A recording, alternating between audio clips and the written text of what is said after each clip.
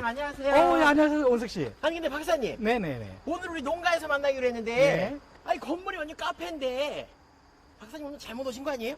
아닙니다. 오늘 이곳이 농블레스 첫 촬영지 맞습니다. 따라오시죠. 홈블레스가 뭐야?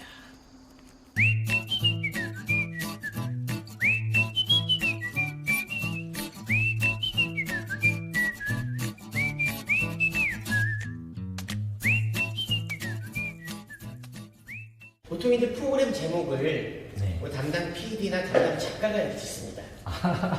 근데 우리 프로그램 굉장히 특이하게 우리 박사님께서 제목을 이렇게 했으면 좋겠다라고 제목을 정해주셨어. 그렇죠. 농블레스.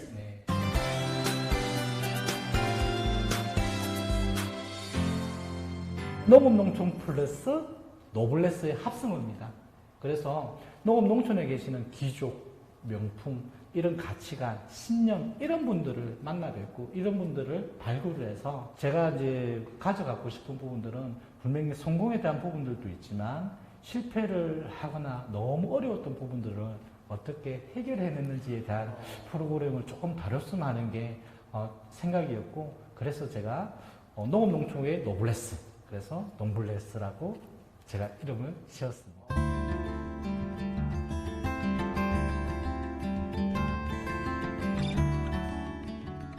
굉장히 멋지네요. 그 농촌 플러스 노블레스, 그래서 그냥 뭐 잘 사는 농촌 정도로 생각했는데 그 노블레스를 귀족으로 승화시키셔서 우리가 귀족으로서의 대접받기 위한 그 스스로의 노력까지도 그래서 농촌에서 성공하신 농부들의 이야기를, 아주 힘든 이야기부터 성공에까지 이르는 그 이야기를 다루겠다. 이름을 잘 지으셨네. 아이고, 네네. 별명을 하나 추가하셔야 될 것 같아.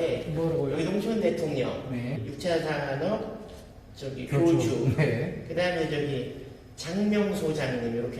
네, 알겠습니다. 한번 생각을 해보도록 하겠습니다. 6차 산업에 대한 얘기 좀 더 해볼게요. 저는 뭐 개인적으로 6차 산업에 대해서 조금 알고 있습니다만, 한번 설명을 해주시면.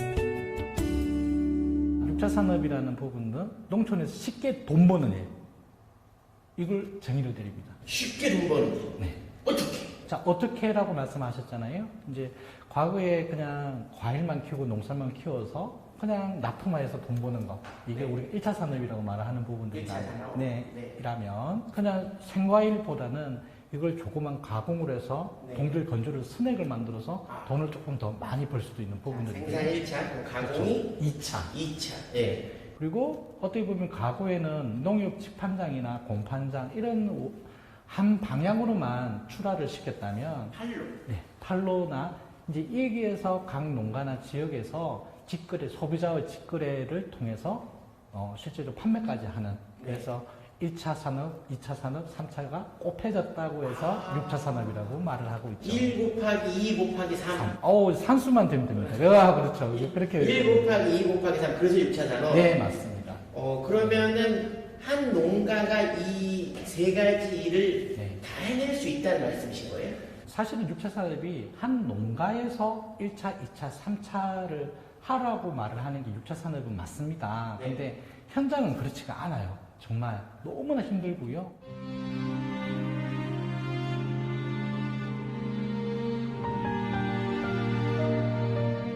농촌의 가장 큰 문제가 뭔 것 같아요, 원석 씨? 저는 사실 아까 1차, 2차, 3차 산업을 말씀하셨는데, 뭐 1차는 이미 농가가 해왔던 일이고 2차도 약간 갸우뚱하고 3차 가면 저 같은 뭔가 온라인에 익숙하지 않은 세대들은 힘들 것 같아요. 네, 맞습니다. 우리 농촌의 가장 큰 문제는요, 사람이 없다는 거예요. 일손 부족이라는 거예요. 농사 지을 사람도 없고 가공할 사람도 없고 컴퓨터 앞에서 PC를 다룰 그런 사람들이 없다는 게 대한민국 농촌의 가장 큰 문제죠. 일이 문제가 아니라 그렇죠. 사람이. 그래서 제가 이제 하두가 됐던 부분들이 절대 혼자 하지 마라. 절대 할 수가 없는 게 6차 산업이다. 그렇게 이야기를 했던 부분들인데, 아까 일손 부족이라고 했죠. 내 농가가 잘할 수 있는 건 만약 생산이라면 실제적으로 기농 기촌을 해서 할 게 없어요. 하지만 뭐 프레스를 한다든지 단순 가공을 하실 수가 있어요. 그럼 그 부분을 2차로 하는 거고, 3차 산업 같은 경우에는 기농 기촌 하시기 전에 글을 쓰셨다 또는 스토어팜을 하셨다 이런 분들을 같이 함께 해서 가져가는 것들이 실제적으로 6차 산업의 핵심이죠.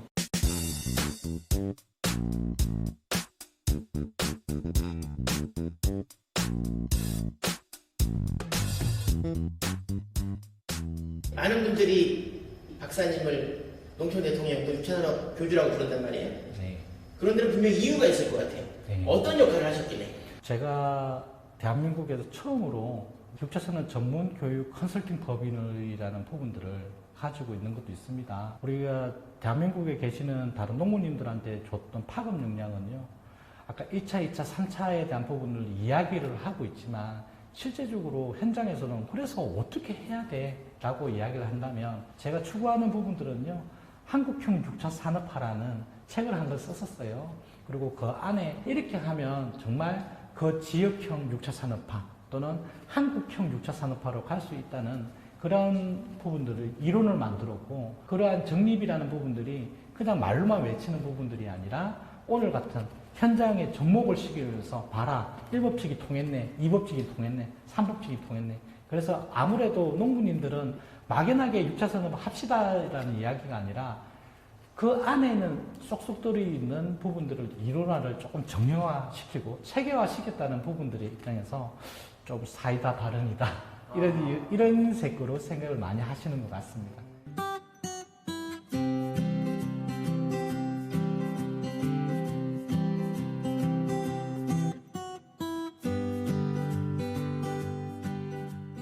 저는 이 시점에 하나 궁금한 게 있습니다. 6차 산업의 교주님은 이 1차, 2차, 3차 산업의 어떤 부분, 뭐를 전공하신 거예요? 왜 교주라고 부르시는 거예요? 그래요. 저는 원래 농촌 출신입니다. 경남 하동군이라는 곳에서 태어나서 지금 현재 본가도 하동이에요. 사실은 6차 산업이라는 단어가 신조어로 나오기 전부터 뼛속까지 촌놈이라서 농촌에 대한 부분들이 항상 잘 살았으면 좋겠고 유택한 삶을 하면서도 이렇게 갈 수 있는 부분들을 항상 고심을 해왔던 부분들이고요. 그러다가 농업학을 전공하신 거예요? 아니죠. 저는 아니에요? 네, 아니에요.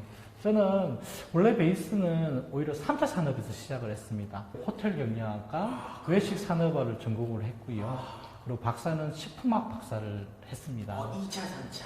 실제적으로 과거에 생산, 가공, 판매, 유통에 대한 부분들을 업을 해봤기 때문에 그런 일을 했었거든요. 그래서 우리 아까 하동이라고 아까 말씀드렸지 않습니까? 하동은 녹차도 유명하지만 제첩도 되게 유명을 해서 제첩에 대한 부분들을 생산을 해서 그리고 가공시설을 만들어서 프랜차이즈화까지 시켜서 1차, 2차, 3차 그리고 뭐 하동에 있는 야생자축제, 녹차축제 기획부터 시작해서 총괄 그리고 유통 이런 부분들을 어렸을 때부터 좀 많이 실제 경험을 많이 했었어요. 하동이라는 지역에서. 어쨌든 이제 박사님께서는 전 농업학 박사님인 줄 알았어요. 농촌 대통령이라 그래서 농촌에 대한 애정이 너무 크셔서 농업학 박사님들 했더니 사실 이제 가공에 대한 공부를 굉장히 많이 하셨군요. 공부를 많이 한 건 아니고요. 그냥 열심히 하다 보니까 학위가 박사가 되어버리네요. 박사님께서 이렇게 겸손한. 아닙니다.